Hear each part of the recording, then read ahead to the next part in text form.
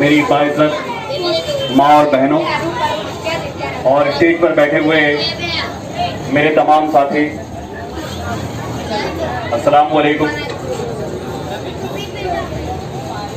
All India मजलिस इत्तेहादुल मुस्लिमीन की तरफ से मैं आप सभी लोगों का खैर मकदम करता हूँ। ऑल इंडिया मजलिस इत्तेहादुल मुस्लिमीन जो है वो आज की कोई नई पार्टी नहीं है। लोगों को लग रहा होगा कि एक नई पार्टी चुनाव के समय आ गई है और अब हमको ये नई पार्टी को समझना है।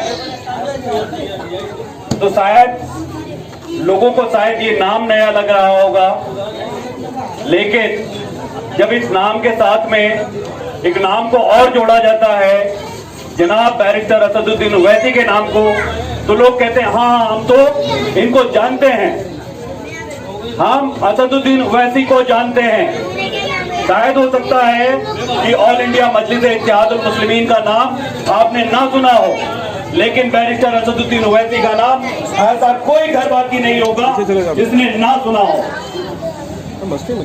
बैरिस्टर असदुद्दीन ओवैसी वो शख्सियत है कि जब हाथरस उत्तर प्रदेश में एक दलित लड़की का बलात्कार होता है तो उसकी आवाज को भी उतनी ही मजबूती से लोकसभा में और सड़कों पर और अपनी सभाओं में बोलते हैं।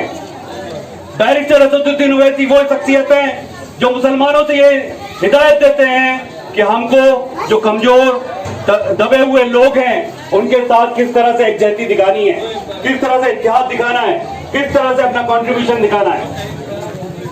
बैरिस्टर असदुद्दीन ओवैसी वो शख्सियत है कि जब हमारे ट्रिपल तलाक के नाम पर हमारे शरीयत के साथ छेड़छाड़ की बात आई तो जिनकी नुमाइंदगी करते हुए जो लोग 70 साल से ये दावा कर रहे हैं कि हम आपके खैरख्वाह हैं, हम आपके सवालों को उठाते हैं, हम आपकी बात करते हैं, वो लोग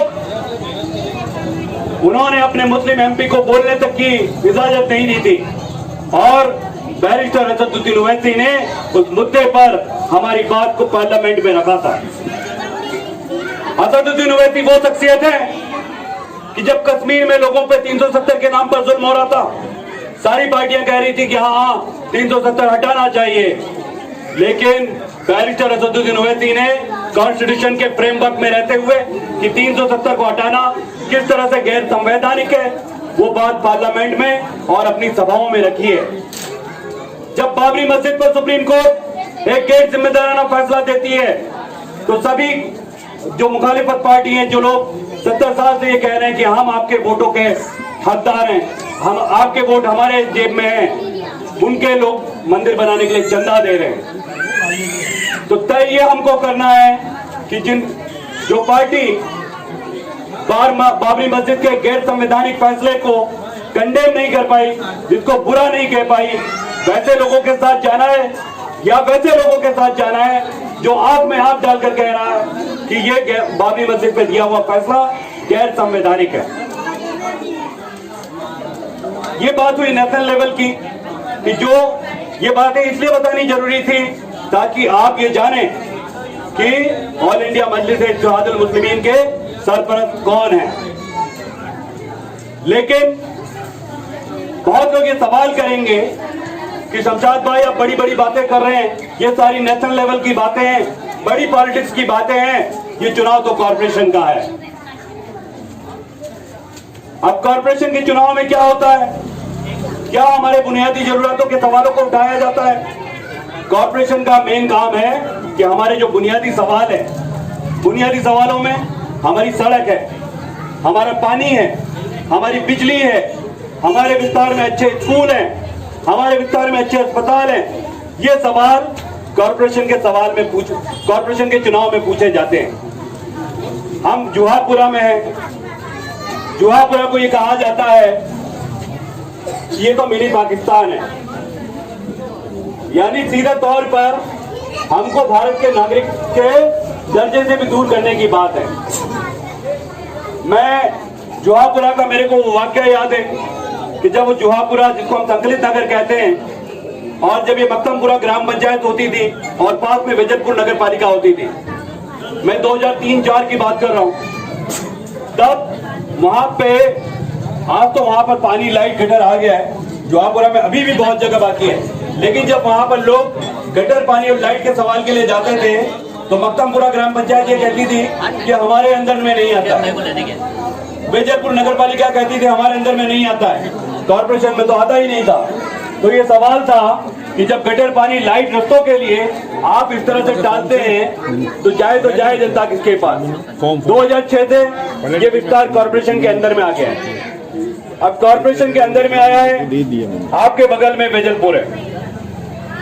आपको लगता है, फर्क लगता है कि नहीं लगता है कि वेजलपुर में अच्छी स्कूल्स है, अच्छे अस्पताल है, अच्छी लाइब्रेरी है, अच्छे खेलने के मैदान है, अच्छे गार्डन्स हैं, अच्छे रोड है, आपके यहाँ पे हैं।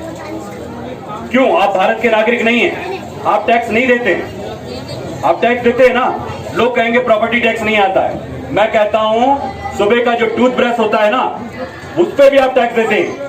नहीं, अगर आपको नहीं पता होगा तो आप एक बार जाके फिर से देखिएगा, उस पैकेट पे लिखा होता है बदा करवेरा नहीं साथे, कि सब करवे और टैक्सेस के साथ में। यानी आप सुबह की टूथपेस्ट से लगाकर रात को जब मच्छर की अगरबत्ती जलाते हैं, वहां तक आप टैक्स देते हैं। तो अगर आप टैक्स देते हैं तो आपको क्यों अच्छे रास्ते नहीं मिलेंगे? आपको क्यों अच्छा पानी नहीं मिलेगा पीने का? आपको आपके एरिया में क्यों अच्छे अस्पताल नहीं मिलेंगे? आपके यहाँ पर इलेक्ट्रिसिटी के बिल क्यों ज्यादा आएंगे?